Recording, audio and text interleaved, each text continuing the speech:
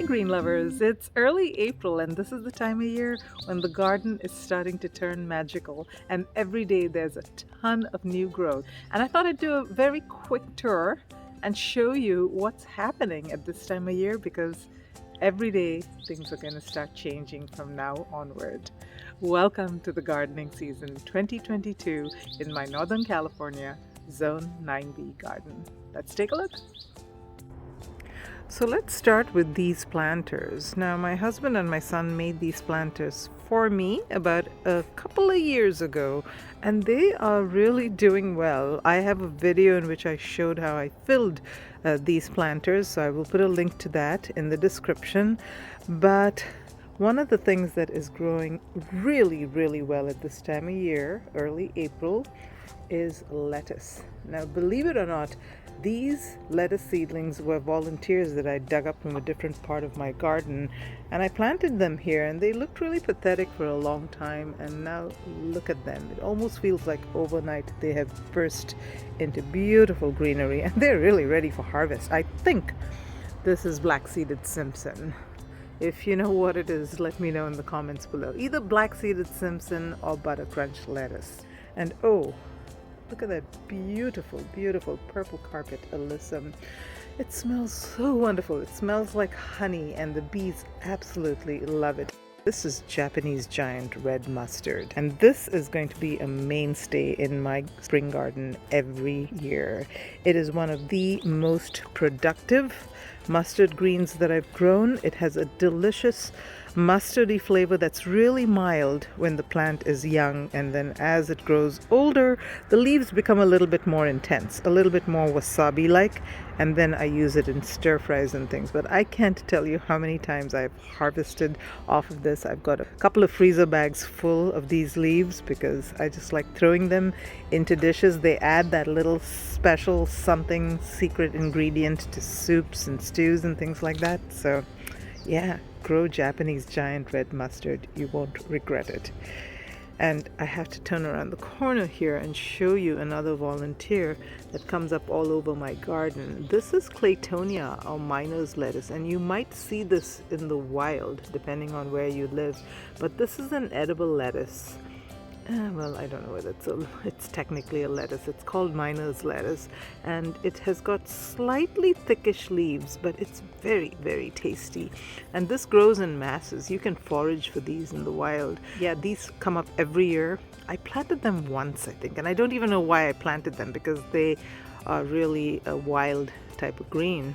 And yeah, they're all over the place in my garden now. Something else that's growing all over my garden right now is the Egyptian walking onion. Now I've done several videos on this wonderful, strange, almost alien type of plant. They're a perennial onion. They come up every year. And I started these about 18 months ago from about 10 bulbs that I bought online. And now I've got over 200. I tried counting them at one point and stopped at 200 growing all over my garden. And they have the strangest growth habit. This is actually a flower bulb. It almost seems like it grows up the stem and then suddenly it pops out of this and then it produces this little flower head, but it's not really a flower head. It's a bunch of little onions. It grows either from bursting out of the middle of a stem or it grows on the top of a stem. So that's why they're called tree onions, and they're like these little bulb onions that you can cook and eat and grow with or use to propagate as well. And I grow them mostly for the greens, but they also produce a decent sized bulb, not terribly large, a decent sized bulb, and I've used that as well. It is a tasty onion. It's a little bit more on the strong side, I would say, but I absolutely love this, and I love growing this everywhere in my garden. It is not invasive, unlike what most people think, because how this grows is the little bunch of onions that develop on the top. It gets heavy and then it leans, and where it touches the soil, new plants start to grow. But it's really not invasive at all. In fact, I love it so much that I'm just pulling out those bulblets and planting them all over the place, and that's why I've got so many. Here's some more where I'm growing them in these 18-gallon totes. Now, one thing I noticed this year that I haven't seen in previous years is that in one of these totes, there are actually a lot of aphids. These are black aphids. And I've got to come and take care of these because they spread so quickly. Aphids are nasty. And I've got some carrots growing in another tote right next to it. You can see the little carrots starting to form at the bottom. It's sharing space with some beets as well. I've got beets growing here too. I'm not really sure why these are growing better than these. Something to think about. They were both planted at exactly the same time, and maybe it was the angle at which the sun was hitting. Maybe that got more sun. Not really sure. Maybe it's because the onions don't compete as much. I don't really know the reason. It always interests me to see how the same plant grows differently, even when it's just a few inches away. Speaking of containers, I'm growing garlic in containers as well this year.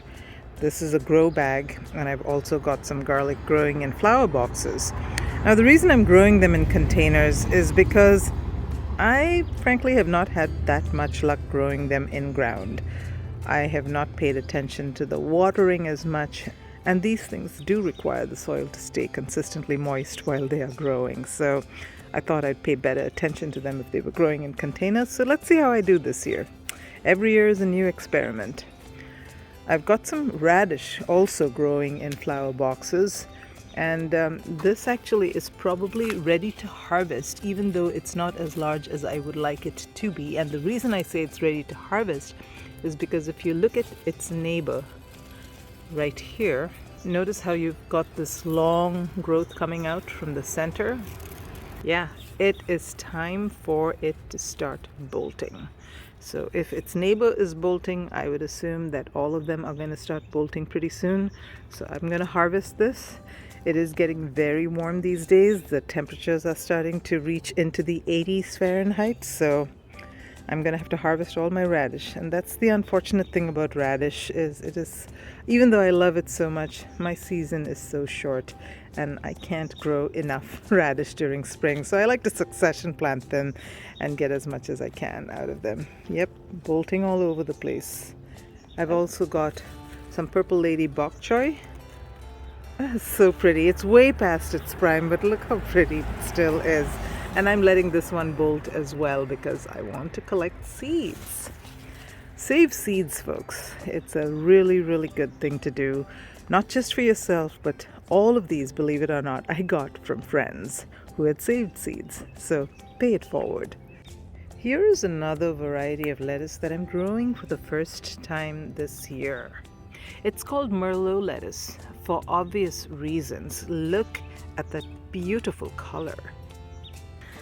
And right next to it, I have got rat tail radish that I'm growing for the first time this year. Now, the interesting thing about this radish is that it is not grown for the bulb. It is actually grown for seed pods that form that look like rat tails. Now, I don't have an example here, but they grow very quickly and they grow very productively. And they're also a pretty plant. The flowers, when it's in full bloom, it looks really pretty. So I'll keep you updated on how that does. Now, these are leeks. What I have done is, in order to get those white stems, I have, in addition to hilling it up, I actually put, I don't know whether you can see, toilet paper rolls around the stem. And then I've hilled up over it. So I'm hoping that that will give it at least that much of a white blanched stem, which is what you really look for in a leek, is that nice thick white stem. So let's see how that does. And yes, more lettuce growing in the background. Some more Merlot lettuce here. And that is iceberg lettuce. Now, iceberg lettuce tends to actually do pretty well in the warm weather. I'm not sure why it's called iceberg, but it does well in my Northern California Zone 9B weather. It's one of the last ones to go to seed. So I'm growing a lot more iceberg lettuce this year.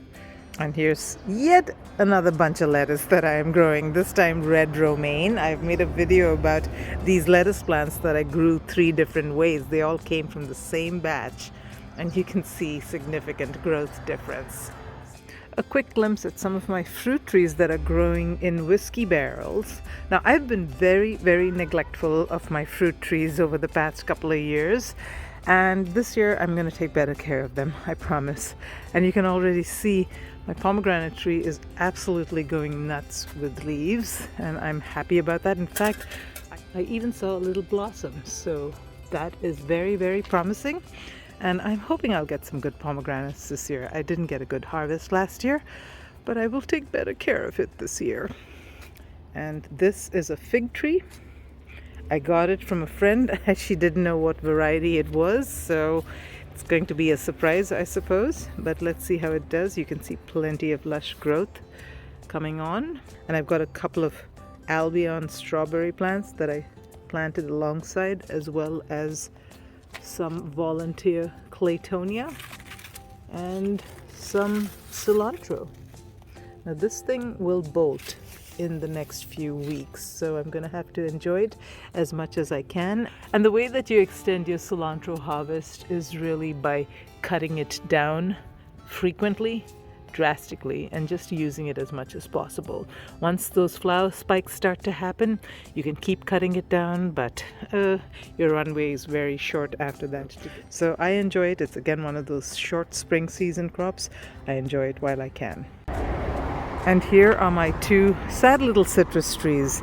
This one got affected by the frost. I didn't do a good job of covering it. We had a freak week of very, very cold weather in late winter, and yeah, not doing so good, but it looks like it is producing some buds, and I do see new growth coming on, but I have been very neglectful of this plant, so I'm going to have to take extra special care of it. That's a Meyer lemon, by the way, and this here is a lime tree.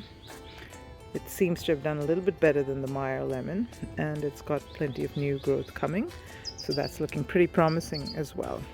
And I'm excited to grow dragon fruit for the first time this year, and I put it in this, I think it's a 20-gallon container, and you can already see that it's got some new growth coming. This is a perennial, so it'll come back year after year.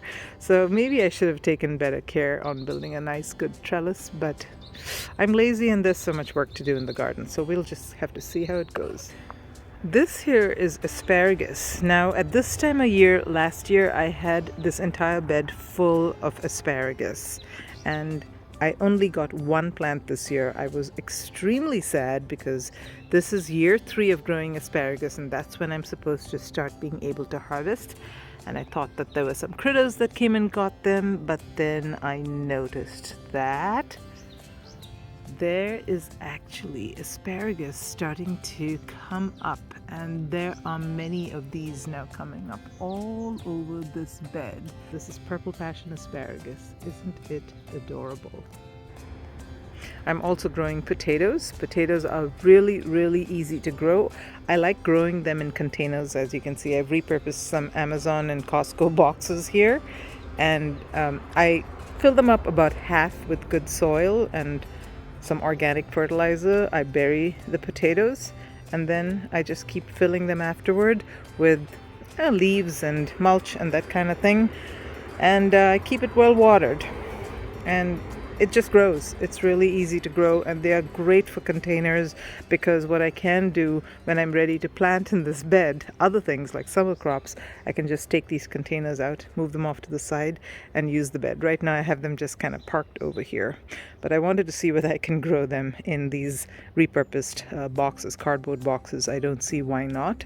And of course they're only 1 season long, so I have covered the box with some chicken wire because I didn't want it to just sort of fall apart. But yeah, that's another good way to repurpose some of your old boxes that you don't know what to do with. I'm also growing them in ground in the raised bed over here, and I want to do a side-by-side comparative to see whether the containers do better or whether the raised bed does better. So subscribe to my channel if you want to see updates on these. Here's something that volunteers in my garden every year. This is borage. This is a bee magnet. It's a delicious edible flower, tastes a little bit like cucumber, and I have planted them just once many years ago, and every year I get borage. just growing in the walkways along with the claytonia and other weeds. I've kind of left this without weeding them because I want the borage to do their thing. I love the way that they're growing along the border of this raised bed. I think that's pretty cool. And they don't last the heat of summer. They die back about that time, so I just want them to do their thing while they are enjoying the beautiful spring weather like I am. I'm walking past some cauliflower and broccoli plants that are growing in a container. It's actually a repurposed shelf.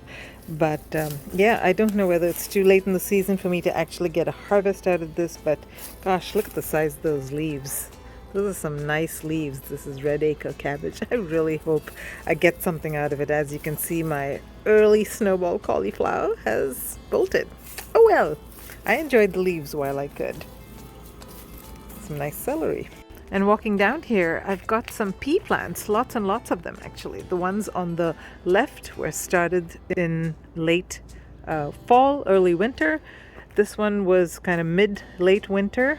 And this one's over 7 feet tall, and this one's catching up, and there's just so many peas on them. I can barely keep up with the amount of peas I'm getting, and it's difficult to harvest them because they sort of blend in with the color of the plant, so they kind of camouflage. And the problem is, if you don't harvest your peas, number one, they stop producing, but then they also think that it's time to call it a day, and the plant will just develop the seed pods and then die off. So I've got to come out here quickly and harvest these peas.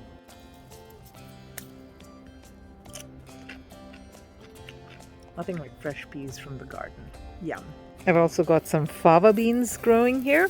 They're actually starting to produce beans. That's kind of nice. So I'm going to have to harvest these. I planted these in midwinter as well. And if you've never smelled a fava blossom, you really have to somehow put it on your bucket list. It's so pretty, and it is heavenly. Its scent is so wonderful. Well, thanks for sticking with me, folks. I hope you enjoyed the tour. There's so much more to see, but I don't have time because I need to take care of these babies. These are my seedlings for my summer garden, and they're waiting for me to put them in the ground, and I gotta get on it. So follow along with me, subscribe to my channel, do throw a like for this video. It does help it get to a broader audience, and I hope you're inspired to have a great gardening season this year. Until next time, live green and love your greens.